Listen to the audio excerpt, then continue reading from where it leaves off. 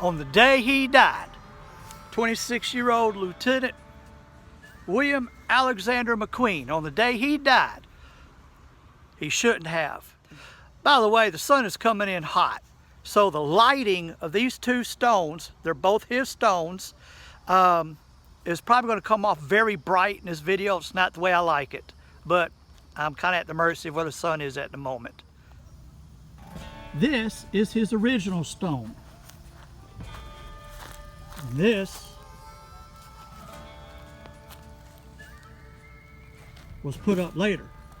As you can see, he took part in just about every major battle in the Civil War. Battles in which thousands and thousands and thousands of people died. He took part in them. Lieutenant William Alexander McQueen. This is going to be the story of a Civil War battle that took place just outside of Sumter in 1865. It's mainly about McQueen, but I found it so interesting, I'm putting other people in here because they died in the same battle, heroically in some cases. A gentleman named Lieutenant Raphael Pain-Pere was from New Orleans. He was a Catholic, and I say that because he was buried in, he also was killed, and he was buried in the Catholic graveyard. Not this Catholic graveyard. This Catholic graveyard has been here since 1909.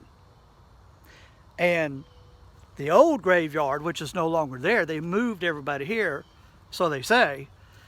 I can't find a stone for him here. Now, if it was here, it'd be one of the oldest ones here. It could be unmarked, or maybe they just didn't move them. They didn't know.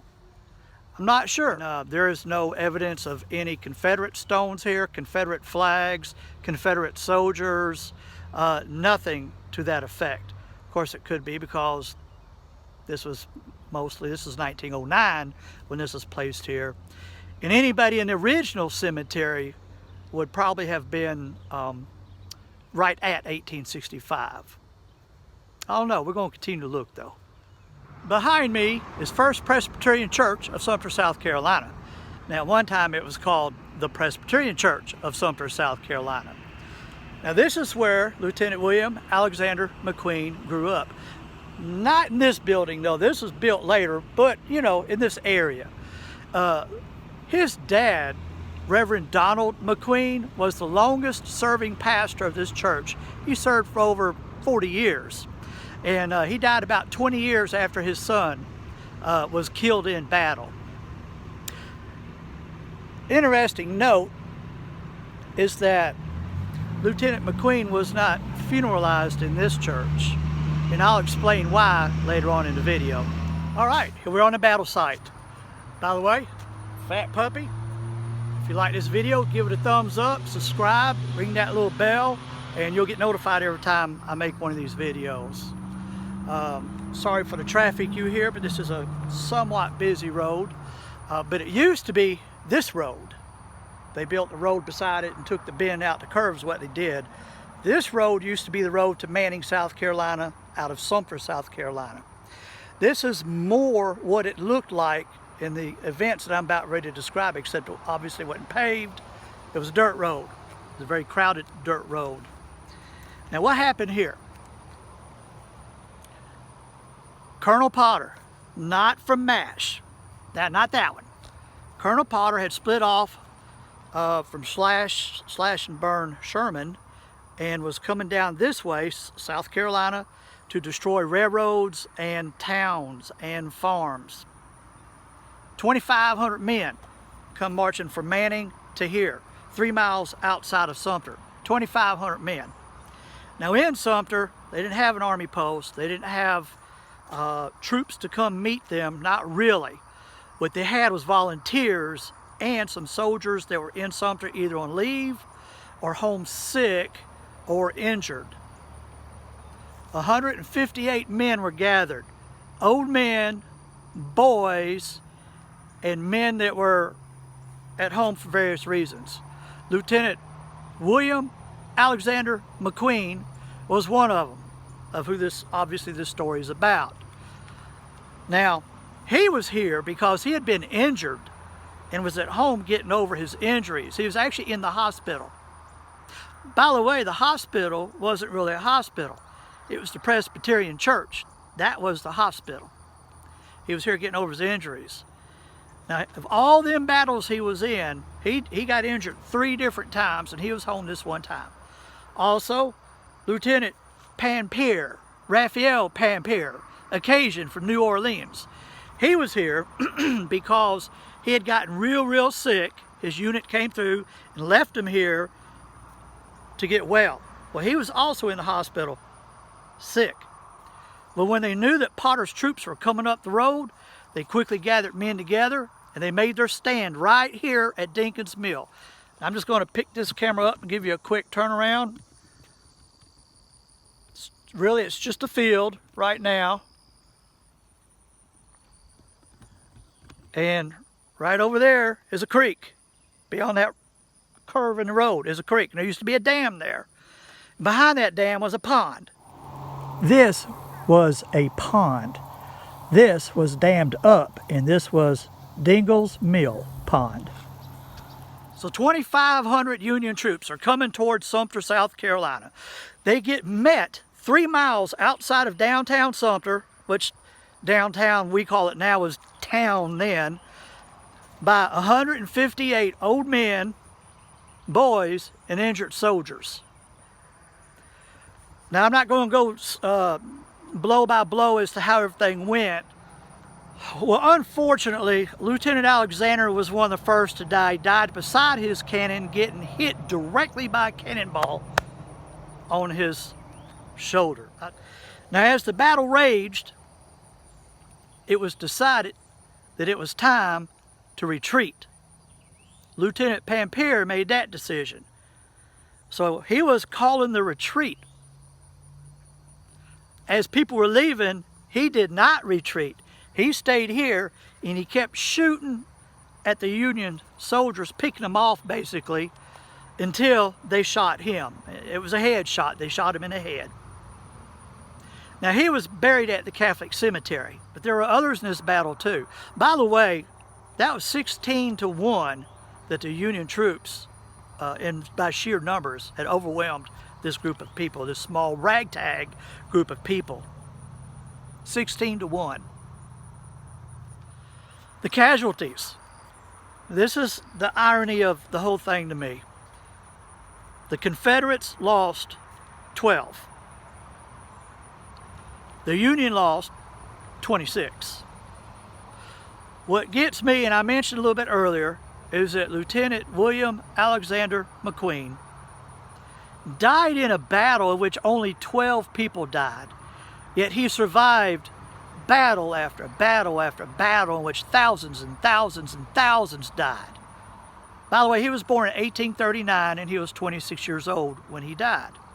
So of those 12 people that died, I can only find names of 6, and that's only because they're on this monument, and I read some newspaper accounts and they basically just named these 6 people.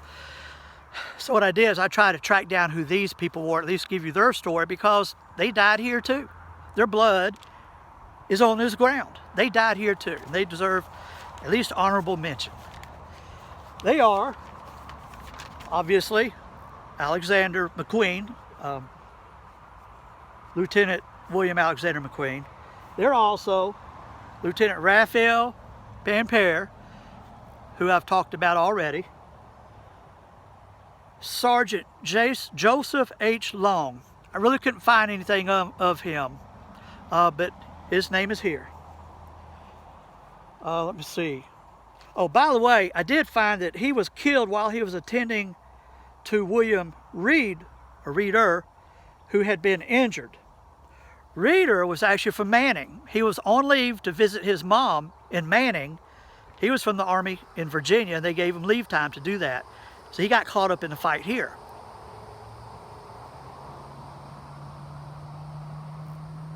Dr. John Thompson, he was a doctor.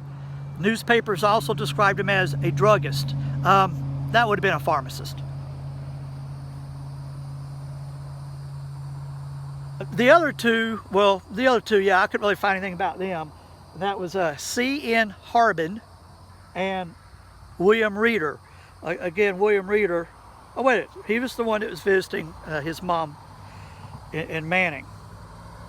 6 out of the 12 people. That's all I have information for. By the way, Solomon's house was downtown on Main Street, and that's where Potter set up his headquarters. Not everybody was for taking place in this battle. Some townspeople were afraid that this would just get Potter upset, and he would come through town even more determined to slash and burn. He did not burn the whole town down, but he did destroy things of importance to the military, railroad, cotton gins and stuff like that. And he did burn down a few houses and farmhouses.